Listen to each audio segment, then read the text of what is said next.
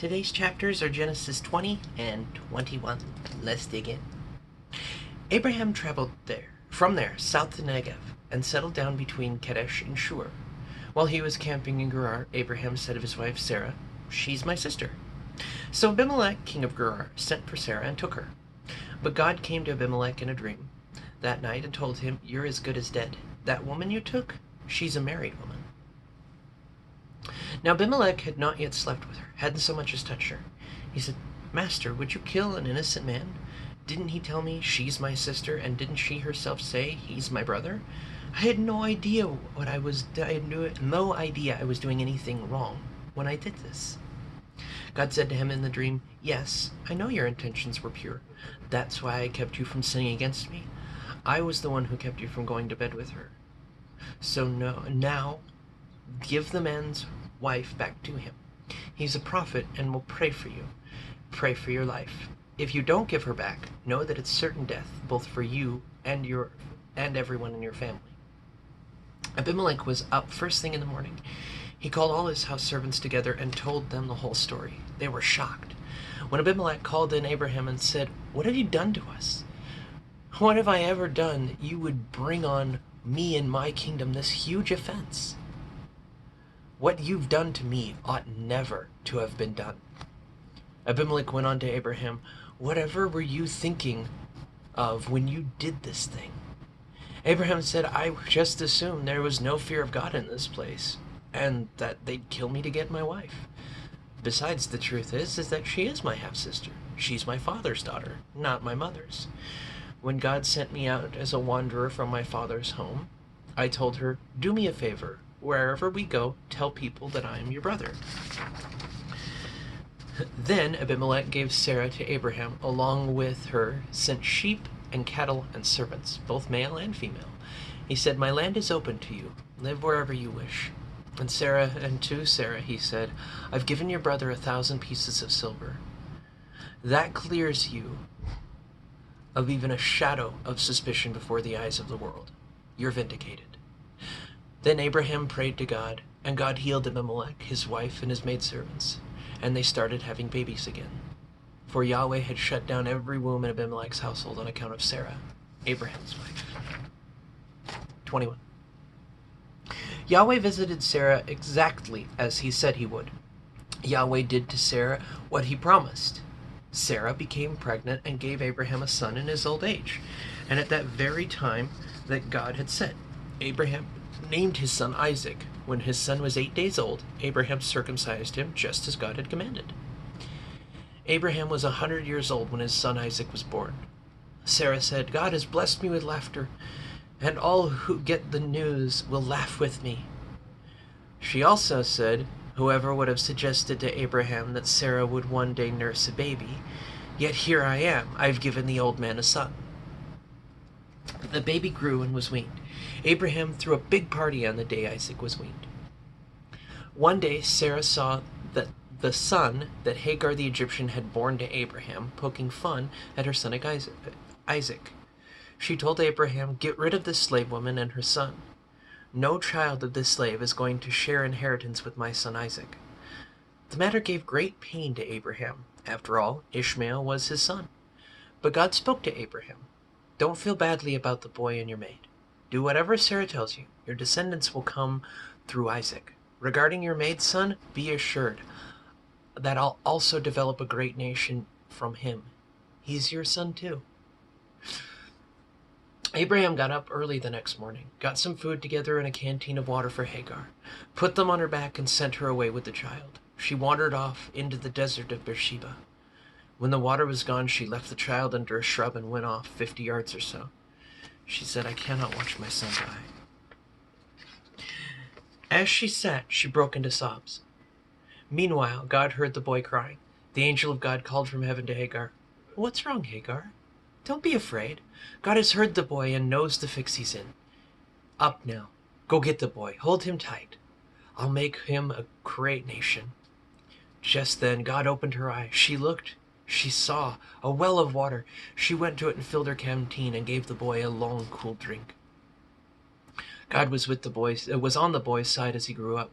He lived out in the desert and became a skilled archer. He lived in the Paran wilderness, and his mother got him a wife from Egypt. At about the same time, Abimelech and the captain of his troop, Phicol, spoke to Abram. No matter what you do, God is on your side. So swear to me that you won't do anything underhanded to me or any of my family. For as long as you live here, swear that you'll treat me and my land as well as I've treated you. Abraham said, I swear it. At the same time, Abraham confronted Abimelech over the matter of a well of water that Abimelech's servants had taken. Abimelech said, I have no idea who did this. You never told me about it. This is the first I've heard of it. So the two of them made a covenant. Abraham took sheep and cattle and gave them to Abimelech. Abraham set aside 7 sheep from his flock. Abimelech said, what does this mean, these 7 sheep you've set aside? Abraham said, it means that when you accept these 7 sheep, you take it as proof that I dug this well, that it's my well. That's how the place got named Beersheba, the oath well, because the two of them swore a covenant oath there. After they had made the covenant at Beersheba, Abimelech and his commander, Phicol, left and went back to Philistine territory. Abraham planted a tamarisk tree in Beersheba and worshipped Yahweh there, praying to the eternal God. Abraham lived in Philistine country for a long time.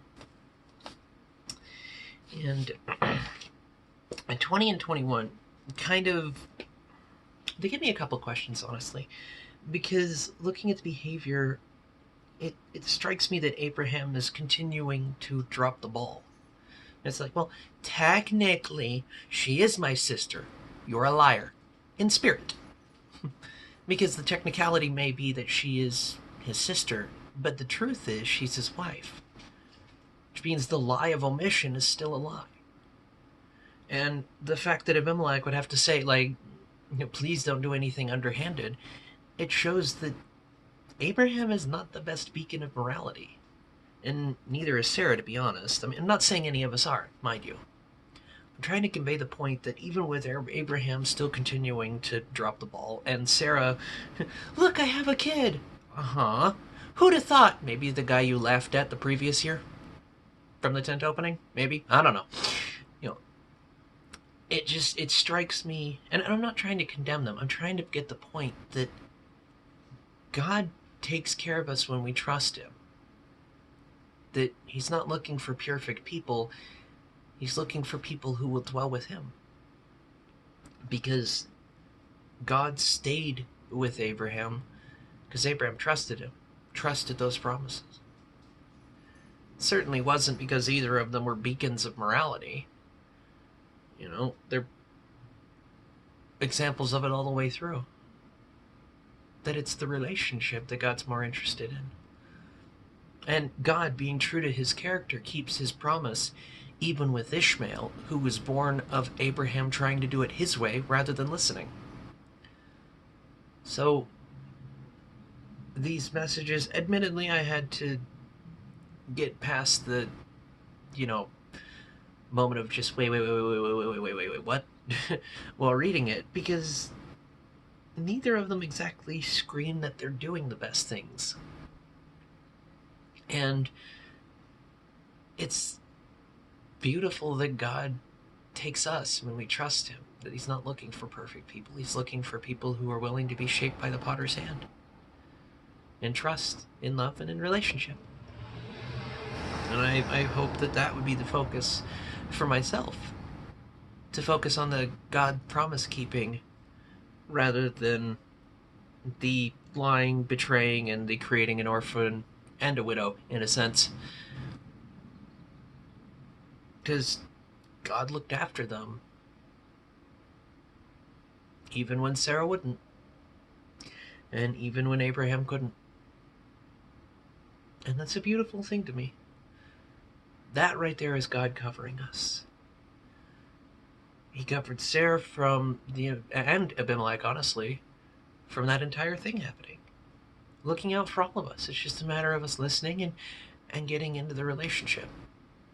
Because Abraham's trouble started when he assumed. And I think it shows that lies and assumption generally cause issues. So I pray that there's open communication and the kind of love that God shows us, that we would show it to others.